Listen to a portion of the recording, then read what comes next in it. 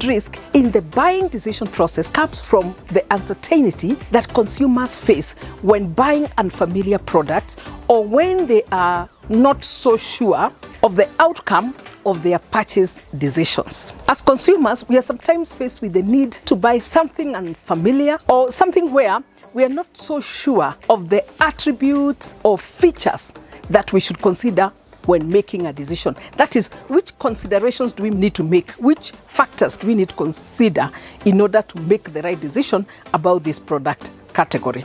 As a consumer, you can think of a time when you had to buy a new product or buy something unfamiliar, or maybe not a new product, but something you're buying for the first time yourself. Whether it was a phone, a camera, a motorbike, a car, or even a holiday, or air ticket for that matter. The other day, I heard someone describing his experience about the first time that he traveled by air and how he found the whole experience totally confusing. He was talking about how when he finally got onto the plane, after navigating the airport and various stops and all that, how he wasn't aware that the seats are located by numbers. So he just took the seat that he thought was most convenient. And he said how he was surprised when someone came and said to him, "Dude, this is my seat." And he showed him the number on his boarding pass. That's when he actually checked his own boarding pass and realized that it has a seat number. So he had to navigate and find his seat. Now the next challenge he said he faced was that he didn't even know that he was entitled to order drinks for free. And he basically missed out on the drinks because he feared that he would have to pay. He even was talking about how when it came to ordering food, he couldn't tell which was which. So he just pointed the food that his neighbor took and said, like, that one. You know, this kind of tells you what we are talking about. The new and unfamiliar situations you find yourself in as a consumer. I give this story to illustrate how buying or using products and services for the first time can present challenges to the consumer. We've all faced something like that.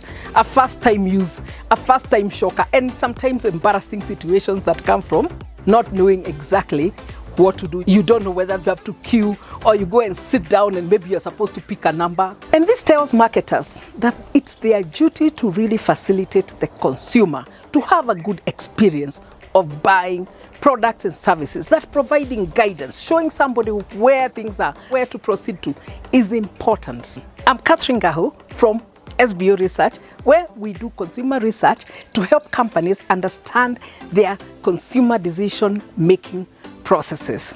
In this video, I will talk about the 7 strategies that consumers use to manage risk in the buying process. Understanding consumer risk handling strategies is important because it supports you in developing effective marketing strategies as well as enhancing selling skills.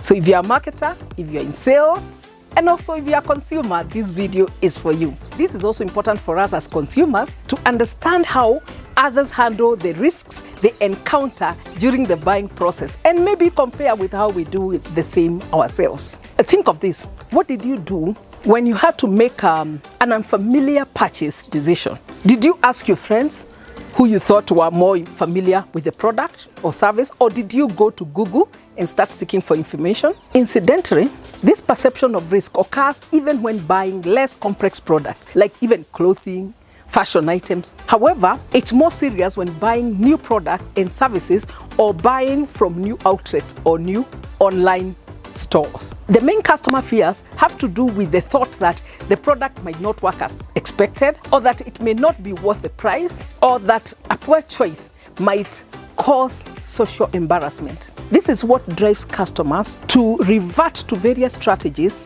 in order to minimize risk in the buying decision process. These risk reduction strategies enable consumers to act with increased confidence when making buying decisions, even though the outcomes of such decisions are still likely to be somewhat uncertain. Now let's go straight to the 7 risk reduction strategies that consumers use. First, it's information search. They tend to extend the time for information search, trying to find information about the relevant attributes and the features to consider when making the buying choice in that particular category. Some may ask friends who they think are more informed in such matters. Others will Google it or search it on YouTube. They may take more time to compare the product with others. The role of the marketer is to actually provide information to the answers that the customer is struggling with. That is, even before the customer asks the question, you should anticipate. Ask yourself, what kind of challenges does a customer engaging with this product or service face? What kind of questions would they have? And then you start providing those kinds in order to facilitate understanding. The second strategy is to buy a well-known brand. That is, the customers will buy a well-known brand that they've heard about before maybe, or that other people talk about, or that has been advertised more. You know, something that they think maybe they can rely on what they've heard on various channels, maybe online. The marketer's role is to communicate in a way that generates interest and that provides information on the product's quality, features, and benefits in order to get this customer to buy. Otherwise, they will go off and buy a well-known brand. This is a challenge for many small businesses. They don't have the budget for advertising, or even they don't show their products on social media that has great reach. So they lose out to the well-known businesses. The business needs to provide information and provide that which is personally relevant to the customer so that they can be able to make this decision in your favor. The marketer needs to answer any questions that the customer might have even before they are asked. The third strategy is brand loyalty. That is, you stick to your current brand. That means you don't bother anymore. That's how people end up upgrading on the same phone instead of buying a new brand, because they start wondering, how would now I get this new phone? How does it work? I need to have a new charger. How do I connect it? What's the communication mode on this phone? I don't have time to learn. So they stick with the brand they already know. We know people who are associated with their phone brands. You know, their friends call them the iPhone people, the Samsung people, and that kind of thing, because they have bought several models of the same brand over time. The fourth is asking for social proof. Some people are concerned about what others will think about their purchases, especially those that are used in the open, like mobile phones, cars, clothing, things that are worn in the open, visible products. So they want to feel that they are making the right decision, that they are with it, that they fit in with their bodies.